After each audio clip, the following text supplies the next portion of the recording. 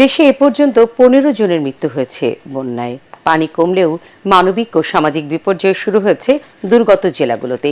3 দিন ধরে বিদ্যুৎবিহীন ফেনীর বন্যা কবলিত বহু দোকান বাড়ি লুট ও ডাকাতি হয়েছে রাতে। যোগাযোগ বিচ্ছিন্ন থাকায় বন্যার্ত এলাকায় পৌঁছাতে না পেরে রাস্তায় আটকে আছে শত শত ত্রাণবাহী গাড়ি। আশ্রয় শিবিরে খাবারের জন্য চলছে হাহাকার, যদিও হেলিকপ্টারে শুকনো খাবার পৌঁছানোর চেষ্টা করছে সেনাবাহিনী। আরো জানাচ্ছেন কেরামতুল্লাহ বিপ্লব। বিপর্যস্ত জেলা ফেনীর ৮০% সড়ক মহাসড়ক এমনকি শহরের অলিগলিও ডুবে আছে বুক সমান পানিতে। 3 দিন ধরে এ পরিস্থিতিতে ভেঙে পড়েছে অনেক পাকা স্থাপনা, বহুতল ভবনে থাকাও আর নিরাপদ মনে করছেন না শহরবাসী। কিন্তু স্কুল, কলেজ, মাদ্রাসা কিংবা সরকারি বেসরকারি আশ্রয়কেন্দ্রে